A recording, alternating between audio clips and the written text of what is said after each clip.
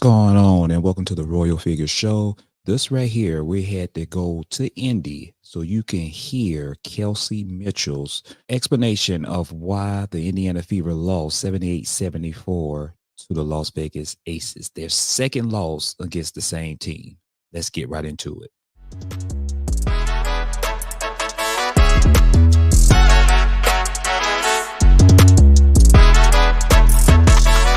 And here we go. Tony, let's start.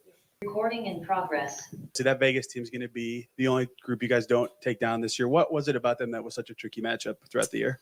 They're interchangeable. An interchangeable group. I think it's 8 that could play 1 through 4 in different positions. And especially being a pro, you learn how to deal with situations like that. And we fell short trying to get that done. No, Chloe, then Matt. Yeah, Kelly had 19 points in the first half. Just what was working for you when flow kind of wasn't there in the first half? Can't really tell you what the flow was. I just try to stay aggressive. My numbers call whenever I'm playing in space up to get to certain spots and do my best to get there. And I felt like momentum for me is always staying aggressive and getting downhill and making a defend and how to do a good job of keeping my teammates included in the process. So for me, it's about finding where I can, also being a complete player on both sides. Matt, then Maddie. Yeah, Kellen, Wednesday, you're saying that as a leader that you needed to, help the group bring the confidence to closer. You didn't get the result, but think that you brought that confidence enough to win? I think so. I think that it came down to a little bit more logistics.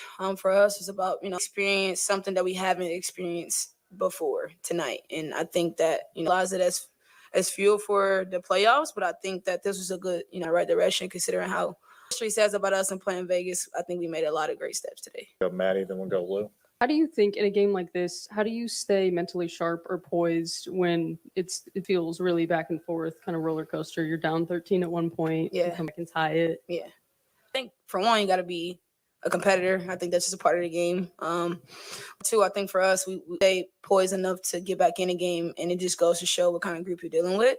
So we can pat ourselves on the back for not giving up. Not giving up is just not enough. So I think we got to just keep going back to the drawing board and putting in more work. Go Lou, then we'll go Alexa. Kelsey, the other night you described the game as a grind. Yeah. And it didn't feel the same way today. There was a little more flow after the first quarter, especially. But no, it was definitely a grind. Yeah, made that difference, and our offense was better.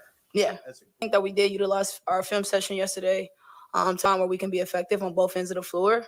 We got to adjust to Asia Wilson was and utilize our defense and let it fuel us. But I think down the stretch, it came down to just, having to be a really great group and hit tough shots. And, I think a lot of positions, great defense and better role at that point. But I think that we did just and look at our film and go from looking at film and applying to what we watched yesterday.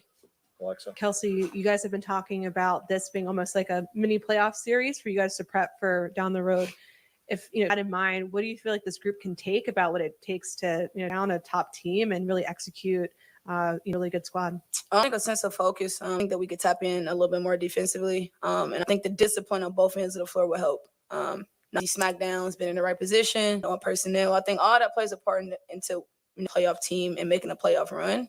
I think that we try to do a decent job of taking what we learned in film, the games, but I think ultimately it comes down to being a complete pro, and I think that we shot ourselves in the foot a bit on the free throw line. So I think that if we, I think that'll be all, but that's a part of being a pro. And I think that we have to take aways for that is to stay focused on what's right and what's correct. And our discipline showed that we missed free throws tonight, so it could have helped. But Tony, last one. Kelsey, from a team and individual perspective, what do you want to sharpen these last 2 games going into the postseason?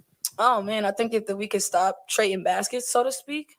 We call them kills. So if we can get 3 stops scored, we get a couple more kills, I think they'll serve in our favor going into the playoffs because those kills and getting those stops, while you can get them is very, very important because down the stretch, and when you don't, you kind of catch up. And I think that we don't put ourselves in that position going forward. They double bake so much.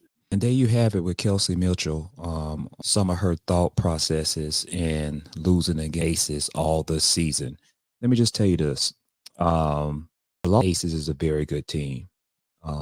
Kelsey Mitchell's, one of the takeaways I take from it is towards the end of her interview when she was saying about getting kills. And what she meant by that is getting 3 stops in a row and then you're scoring off those stops to get back into the ball game. And I think that's the learning curve where Indiana Fever needs to work on getting stops. You have to get stops in this league, especially if you have aspirations of being a champion. You have to know how to get stops on a consecutive basis. That way it can take you over that hump to overcome your opponent and win the game. If you can't get stops in the WNBA, it's going to be a long road for you to win the game, yet alone win the WNBA championships. Y'all let me know in the comment sections on what you think about Kelsey Mitchell and her post-game interview and their loss against the Las Vegas Aces. Stay tuned to the next video.